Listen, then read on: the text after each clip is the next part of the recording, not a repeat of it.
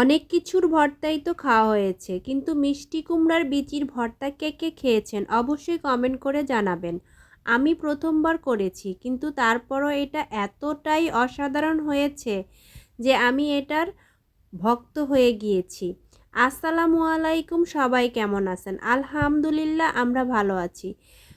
কিছু মিষ্টি কুমড়োর বিচি আমি নিয়ে নিয়েছি, এরপর সরিষার তেল দিয়ে 2-3টা শুকনো মরিচ ভেজে নিয়েছি। আগে থেকে ভাজা থাকলে এই কাজটা আর আপনার করতে হবে না। এরপর আমি বিচিগুলোকে সেই একই তেলে দিয়ে ভেজে নিব। আমি সাথে একটুখানি বুক, মানে যেটাকে মিষ্টি কুমড়ার বুক বলা হয়, ওইটাও দিয়েছিলাম, কিন্তু ওগুলো পরে ফেলে দিলাম। এরপর শুধু বিচিগুলোকেই ভেজে নিব। উল্টে পাল্টে একটু ঢাকনা দিয়ে ঢেকে মোটামুটি ভেজে নিব। মোটামুটি ভাজা হয়ে আসলে তখন দিয়ে দিব কয়েক কোয়া রসুন, আর দিয়ে দিব পেঁয়াজ কুচি। পেঁয়াজ কুচি আর রসুনটাকেও মিষ্টি কুমড়োর বিচিগুলোর সাথে ভালো করে ভেজে নিব। এটা একটু মচমচে করে ভেজে নিব। এরপর দিয়ে দিব ধনে পাতা, যেহেতু এখন ধনে পাতা অ্যাভেলেবল, তাই ধনে পাতাটা দিয়ে দিব।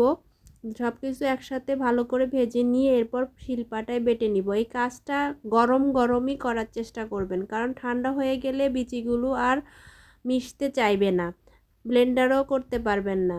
তাই গরম গরমই বেটে নেওয়ার চেষ্টা করবেন। এই তো আমার মিষ্টি কুমড়ার বিচির ভর্তাটা একদম রেডি। এটা খেতে এতটাই অসাধারণ হয়েছে যে আমার ফ্যামিলির সবাই খুবই পছন্দ করেছে।